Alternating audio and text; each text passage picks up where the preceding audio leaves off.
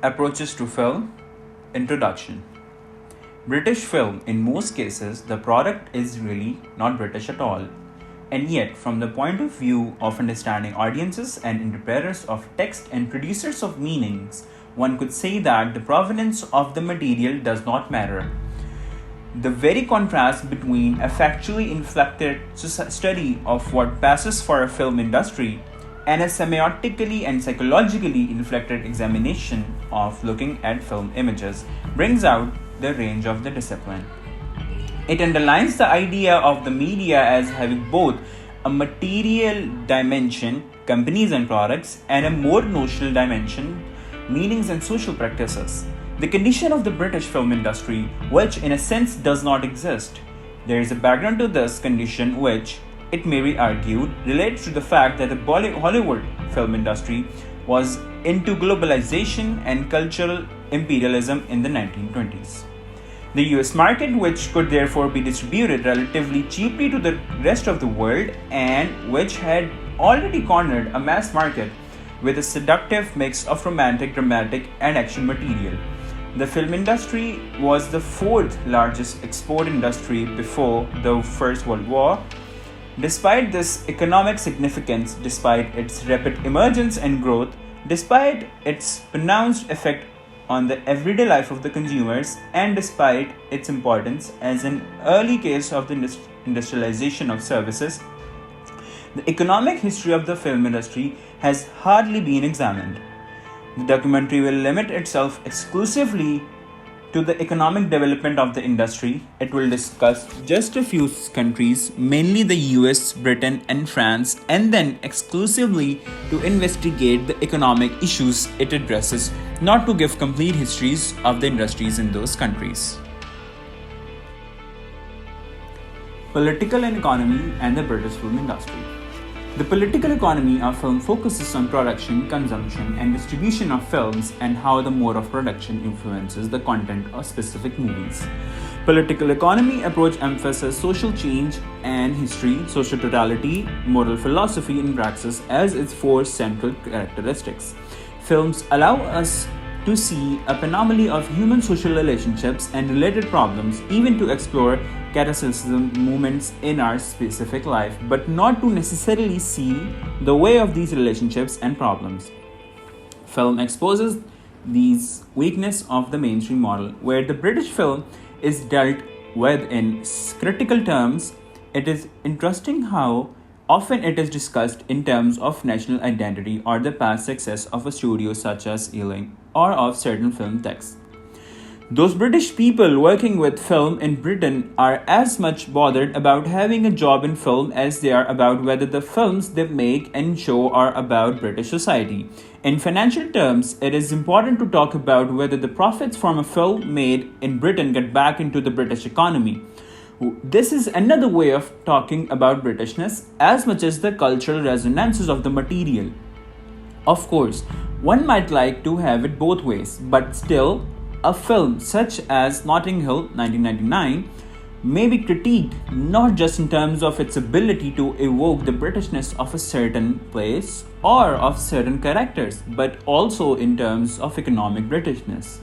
The genre economy of British films, in that sweetness of the profits, went back to the USA and American backers.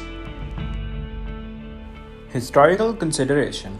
In addition to these historical considerations, they will have regard to the past development and present character of an area and to architectural and historical consideration as well as to the circumstances generally.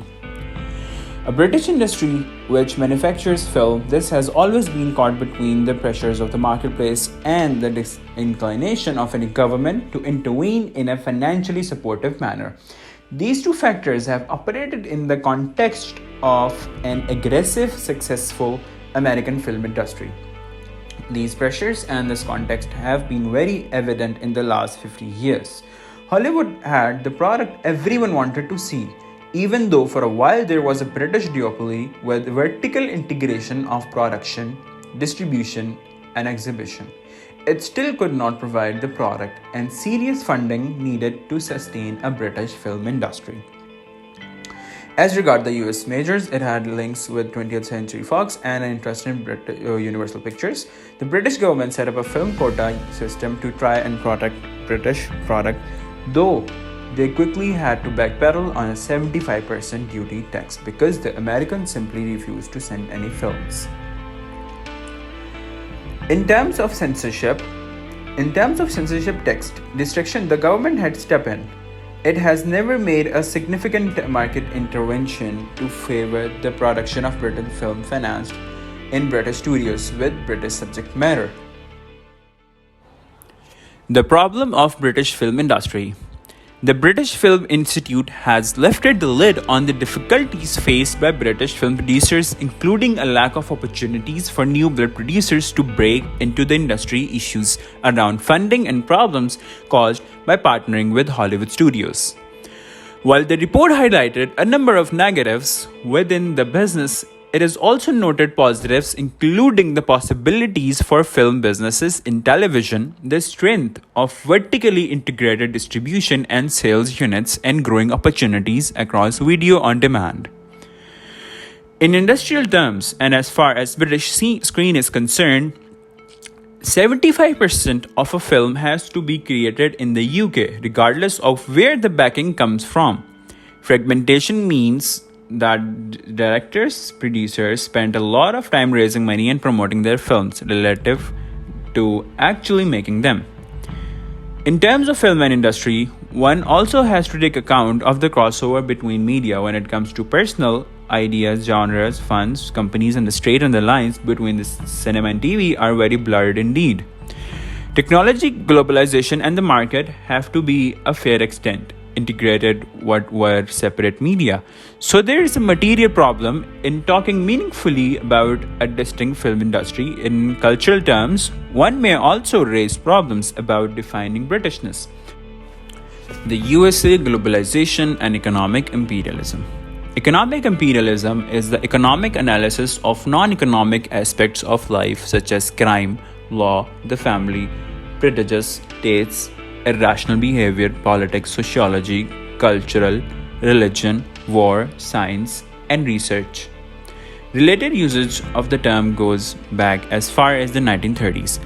The economic imperialism that we should be concerned about rather than cultural imperialism. British filmmaking of any scope depends too much on finance from the American majors and on expensive marketing by US distributors.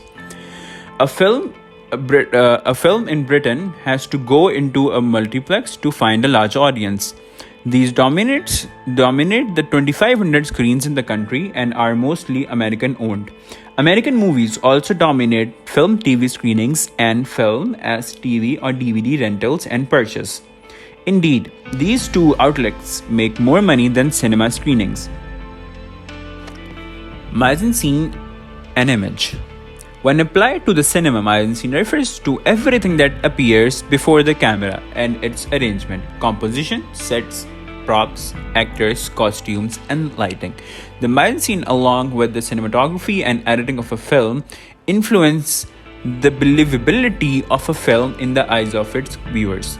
The various elements of design help express a film's vision by generating a sense of time and space, as well as setting a mood and sometimes suggesting a character's state of mind. Mise-en-scene also includes the composition, which consists of the positioning and movement of actors as well as objects in the shot. The expression of mise-en-scene could itself be used to prove consistencies of style and theme across the work of a director, to prove a creative skill and deliberation in the construction of the film. In many ways, it was a paradigm of literary authorial criticism in which style is praised and authorial consistency gains critical approval. Mise-en-scene as a cinematic practice based on constructing realism to have an effect on the viewer. Whereas, if one wishes to theorize the gaze, one then has to engage in the interplay between cinematic textual styles. Gazing reflectively notes on psychoanalysis. Psychoanalytic approaches to understanding how the viewer may gaze upon and make sense of the film image are not necessarily tied to gender, though they have a lot to say about this. The relationship that is created between the spectator and the film through the act of viewing, it is probably the ideas of Freud which have found their way most explicitly to cinema texts and which have been most used to interpret the nature of the gaze. The viewer of this film understands in general terms that they are watching a symbolic statement about the dark forces that are buried within us, symbolized by the out of control intelligent computer.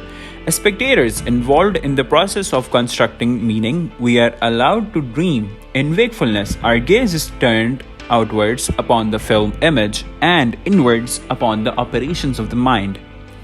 Gaze upon the film and are directed by a subjective camera. We understand that he kills what he fears rather than being able to face it. And of course, the issue of gender figures large in the spectatorship. In this circular relationship and cross-referential world, it becomes difficult to talk of the real.